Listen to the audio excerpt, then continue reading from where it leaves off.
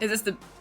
That was a slow I was unprepared. Okay. Hey, everybody. My name is AceFangirl, and welcome back to another bonus episode for Danganronpa 2, Goodbye Despair. We're still reading the light novel, but I feel like we might be towards the end now. Last time, we, trying to figure out how to best sum it up. Mukuro was still fighting Junko, and then Mondo showed up and saved her, due to the urging of Mukuro, I suppose, who is up and about and was sharing his memories with everyone, and I think has managed to convince everyone that the memory stealing is true, and that we need to get out of here. Monokuma set up some kind of graduation ceremony where the escape button is at the end of a hallway of Monokumas, and the Monokumas are going to blow up, so we have to get it. And Mukuro has volunteered, as tribute, to go retrieve the bomb from the end of the hallway. Monokuma's starting the exam now. There was no time for questions or objections. There's always time for objections. The frontmost Monokuma exploded, sending a roaring wave of heat throughout the hall. But Mukuro didn't look away. She began moving, powered by resolute determination. Oh, well, oops. Monokuma room. Oh man, we're going back to Junko? As soon as the graduation exam started, the mastermind focused her control entirely on the Monokuma holding the escape button, and completely synchronized her field of vision with it. She knew what was going to happen next. She could predict what her sister, Mukuro, would do in this exact situation, where she would choose to focus her superhuman skill with weaponry. And so, through Monokuma's eyes, she watched the scene unfold exactly as she had predicted. A pointed metal bar burst through the explosions, heading straight for the weak point of the Monokuma holding the escape button.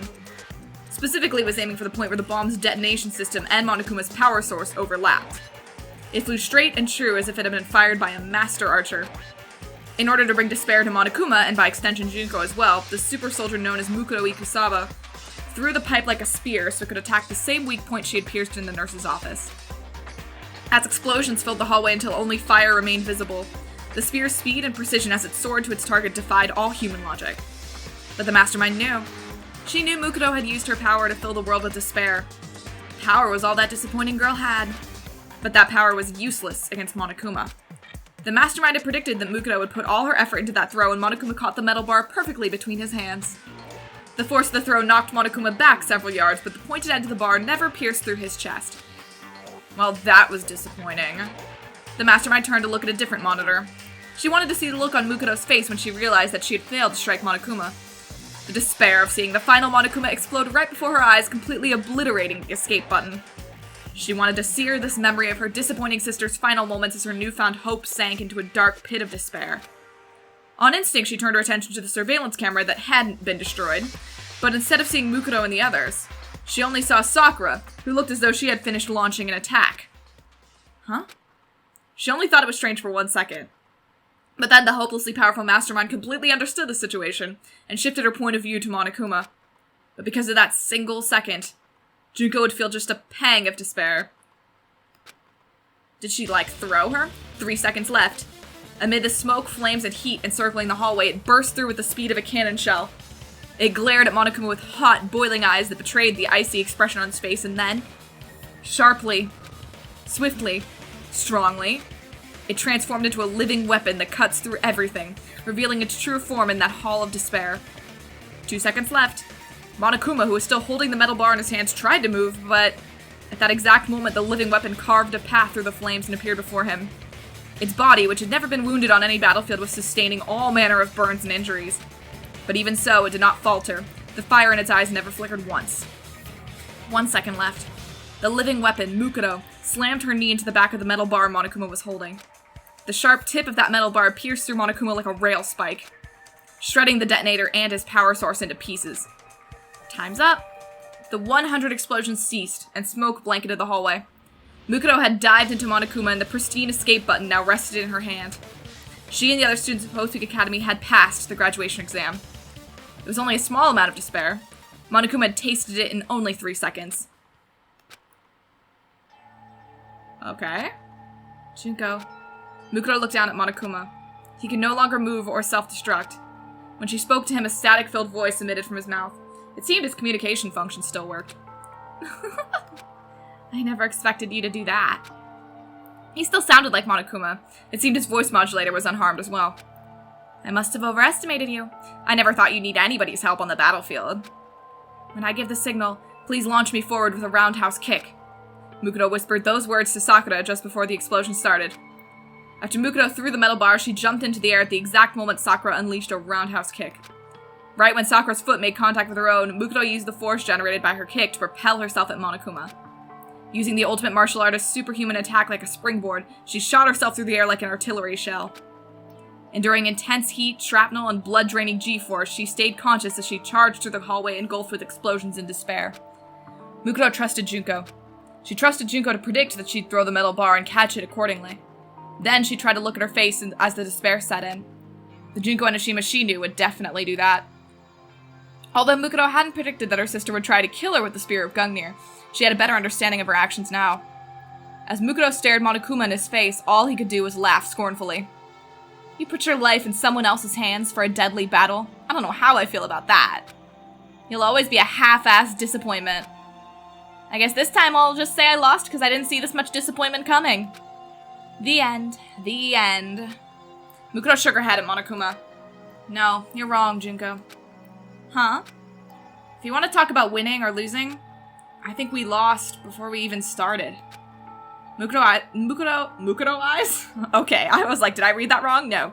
Shifted from side to side as if she was unsure of something, and she fidgeted in place as she continued to talk. No matter how much despair they felt, you didn't think they'd kill each other the way they were before. That's why you erased their memories. They aren't like the others you forced in the past. You knew these students would never do it. That's what you believed, isn't it? What are you talking about? So, it's okay, Junko. I'll bring back everyone's memories someday, and I'll show you everyone's happiness and their bonds. I'll show all that to you and fill you with even more despair. Mukuro nodded after she said this, as if to cheer her sister up. After several seconds of silence, Monokuma responded, You finally beat me this one time, and that lame speech is the best you can do? You're such a disappointment. You never fill me with despair. It's just constant disappointment. After pouting like a sore loser, Monokuma continued to speak in his usual tone. You guys will be back. And when that time comes, I'll invite you guys to a wonderful place. I found out about this fun island while I was running things here. Monokuma's laughter filled the room before the static finally cut out and his remains fell silent.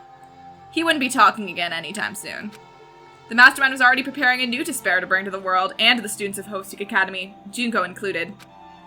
In the end, the mastermind stayed in her Monokuma persona until the very end, and Junko Enoshima never showed her face again. It was as if she resented the despair Mukuro had given her. That thought almost filled Mukuro with despair. But when she heard her classmates calling for her, she sealed that despair into the depths of her heart. From now on, she would seal away all her despair. And one day, when she can give Junko the perfect despair, she'll unleash all the despair she stored and plunge with her sister into a dark abyss. I won't leave my little sister alone. In the end, that was the first hope the disappointing older sister had felt since she was a child. Oh, and here we all are. Several hours later, main entrance. Wait, is that Junko? That Junko's just right there. Mukuro, are you really gonna go out wearing that wig? Oh, okay. Nah. After receiving a blood transfusion of the correct blood type, Mukuro was beginning to show signs of recovering. Mukuro, holding her wig to disguise herself as Junko Enoshima, nodded. If I live as Junko, I might be able to understand her better. Despite that, Mukuro's voice still sounded like her own, as if she hadn't fully decided. And I've made up my mind. While I'm out there, I've decided I'll accept everyone's hatred toward me and toward Junko. I can't die until I've destroyed all the despair that Junko has spread. The damage that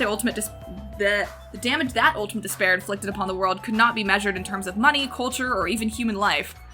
Television broadcasts had already begun informing people that Junko Enoshima and Mukuro Ikusaba were the heart of ultimate despair. Among the survivors in the outside world, there are still people who hadn't been tainted by despair yet. Regardless of the fact that she released Makoto and the others, to these survivors she was nothing more than the reason the world ended. And to the terrorists wearing Monokuma masks who continued to ravage the world, Mukuro was nothing but a traitor. She was now in the hopeless situation of being enemies with most of humanity. But Mukuro wasn't making a big deal out of it. I'm going to try not to kill anyone who comes after me for revenge. Wouldn't it be safer to just turn yourself in, wondered Yasuhiro. Well, you might just get executed instead. But you could live to be an old lady if your trial keeps getting pushed back. Oof. Mukuro slowly shook her head at Yasuhiro. Laws, justice, these things no longer exist. Is it really that bad out there? Maybe we should just stay in here. Byakuya glared at Yasuhiro with contempt. Ignorant idiots should just shut up. Your fate won't change whether you stay in here or not. Though he was shocked to learn the Togami Corporation had been destroyed, RIP, Byakuya continued to remain firm and proud, even toward Mukuro. You are a rare asset, continued Byakuya, so I will let you live for now. Depending on your actions, I may consider forgiving your crimes after I've built a new world. Ugh! Kill me. Only a Togami would boast that they're capable of forgiving the crime of ending the world. You don't need to do that. I don't plan on just surviving. After turning away from Byakuya, Mukuro looked at the other students. Everyone was reacting in their own way. Oh, the song from the end! Kyoko had a look of quiet preparation. Toko, having just changed back from Genocide Jill, was panicked and confused. Mukuro looked back on the 2 years she'd spent with them, then turned to Makoto, who shared the same memories as her, and gave him the escape button. Makoto, you press it. Huh? Me? I think it's better if you press it instead of me. As she watched Makoto accept the button with some hesitation, Mukuro thought about what Monokuma had said. You guys will be back. Mukuro knew that Monokuma was telling the truth. After all, the file the students needed to fully restore their lost memories remained hidden in the academy. The research notes of Yasuke Matsuda, the ultimate neurologist. What? His research is the key to restoring everyone's memories. Did we do that in one? I feel like we didn't. Even if the students no longer have their memories, they may be able to repair the bonds they had built among themselves over the past 2 years. I can talk. But as long as their memories remained unrestored, the mastermind could still repeat her deadly plan. Although the island mentioned earlier sounded strange, the students could not turn their backs on the despair facing them. Then, let's go. Makoto remembered everything that was happening in the outside world. The boy who had chosen to remain inside the academy 2 years ago was now choosing to leave. How much did he struggle to come to that decision? But he was determined to face the despair awaiting him outside and hid his internal conflict from the others. By protecting Makoto's hope, Mukuro would bring despair to her beloved sister. But she no longer knew if the end result of her goal would lead to hope or despair. She pulled the wig over her head and hid her face with her hands. Was she smiling because hope was waiting for her? Or was she crying because her path would lead to despair? When she lowered her hands, her face was devoid of all emotion. Mukuro no longer knew what expression she would wear on her face. At the same time, Makoto pressed the escape button. A siren began to wail as the turrets retracted into the ceiling. From beyond the heavy door, a bright light appeared. An infinite number of ifs, and all the possibilities contained therein encased the world. Accepting everything, hope, despair, and even the feelings of that disappointing girl, Mukuro Ikusaba. Oh, we get to see it.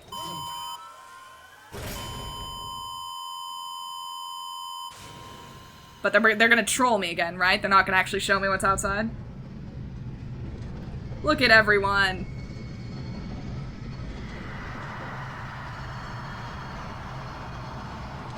Oh god, that looks horrifying. That looks like death. I think everyone died. I mean, didn't Mukuro say it's like poisonous outside? Shouldn't we have, like, protection on? I think we all died. Great. That's the end of that. Really? Oh man, we're never gonna know. We're never gonna know what's outside. That was fun though. I really enjoyed that, actually. I've said, like, many times that I really love the character of Junko. And I wanted to see more. And I mean, yeah, this was more about Mukuro, but like, I never thought about her as a character before because you don't get to see her that much in one. So like, that's fun. Also, someone pointed out to me that Mukuro in that class photo that Makoto took was actually facing the camera. Like, that's accurate from game 1. So like, it's totally canon that she has a crush on him. And that's cute, but I'm still aboard my unsinkable Kyoko Makoto ship and cannot leave.